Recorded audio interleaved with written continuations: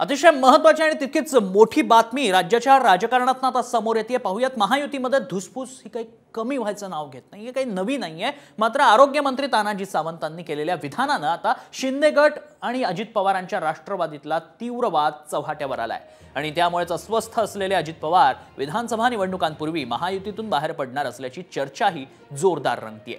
नेमकी ही चर्चा का सुरू झाली आहे, सावंतांना राष्ट्रवादीमुळे का उलट्या होतात, यावर आता मुख्यमंत्री काय निर्णय घेणार आहेत, सगळ्याची उत्तरं जाणून घेऊ या रिपोर्टमध्ये।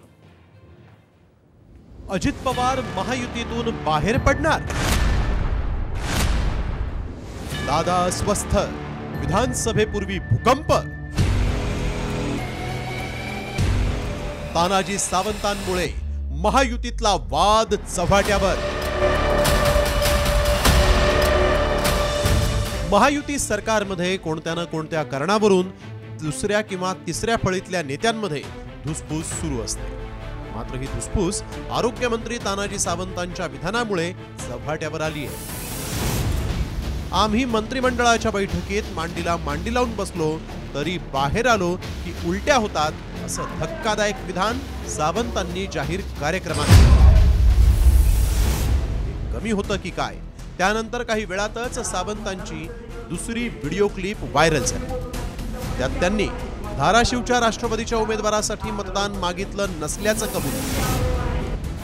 आज जरी आम्ही कॅबिनेटला मांडीला बसलो असलो तरी सुद्धा बाहेर आल्यानंतर उलट्या होतात, ही वस्तुस्थिती सहन होत नाही।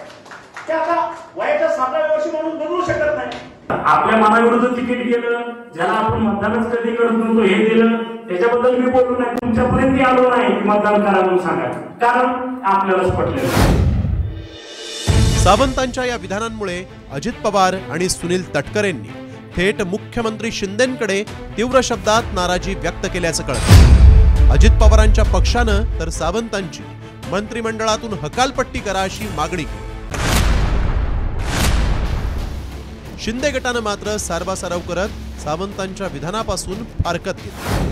कार्यकर्ता प्रक्षुब्ध झालेला आहे आणि ह्या कार्यकर्त्यांच्या भावना आमच्या नेत्यांपर्यंत पोहोचवण्याच्या करताच त्या ठिकाणी आम्ही मागणी केली आहे की तानाजी सावंत यांना मंत्रिमंडळातून बाहेर काढा, नाहीतर आम्ही तर मंत्रिमंडळातून बाहेर पडतो। मुख्यमंत्र्यांनी तानाजी सावंत यांच्यावर तात्काळ कारवाई केली पाहिजे, त्यांची मंत्रिमंडळातून हकालपट्टी केली पाहिजे। हे त्यांचं व्यक्तिगत मत आहे, हे मत शिवसेनेचं नाही किंवा महायुतीचं म्हणून हे मत नाही। त्यामुळे त्यांच्या व्यक्तिगत मताचा संबंध हा महायुतीशी जोडणं योग्य नाही। त्यांचं वक्तव्य हे त्यांचं व्यक्तिगत वक्तव्य आहे। अजित पवार महायुतीत सहभागी झाल्यानंतर शिंदे गटातल्या अनेक नेत्यांनी सत्तेच्या सारीपाटात तिसरा भिडू नको अशी भूमिका वारंवार घेतली होती। मात्र लोकसभा निवडणुकीतल्या यशामुळे शिंदे गटाचा आत्मविश्वास वाढला तर अजित पवारांच्या पक्षाची चांगलीच गोची झाली। त्यामुळे अजित पवार नाराज असल्याची चर्चा रंगू लागली आणि त्यांनी ती वेळोवेळी कोणत्या ना कोणत्या मार्गानं व्यक्तही केली।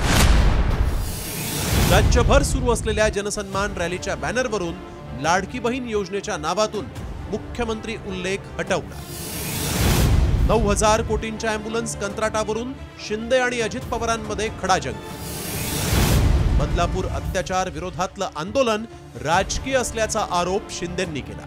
मात्र अजित पवारांनी थेट गुप्तांग कापण्याची भाषा केली। राजकोट किल्ल्यावरील शिवरायांचा पुतळा वाऱ्यामुळे कोसळल्याचा शिंदेंनी दावा केला, मात्र अजित पवारांनी थेट जनतेची माफी मागितली।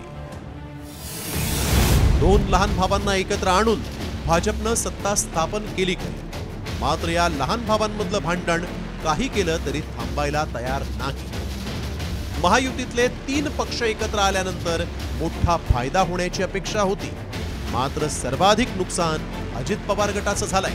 त्यामुळे अजित पवार कमालीचे अस्वस्थ आहे। लोकसभेसारखी स्थिती विधानसभेत होऊ नये असा दादांचा प्रयत्न आहे। त्यामुळे अजित पवार महायुतीतून बाहेर पडणार की भाजप आणि शिंदेंसोबत पुन्हा जुळवून घेणार, याबाबत उत्सुकता वाढली आहे। ब्युरो रिपोर्ट, साम टीव्ही।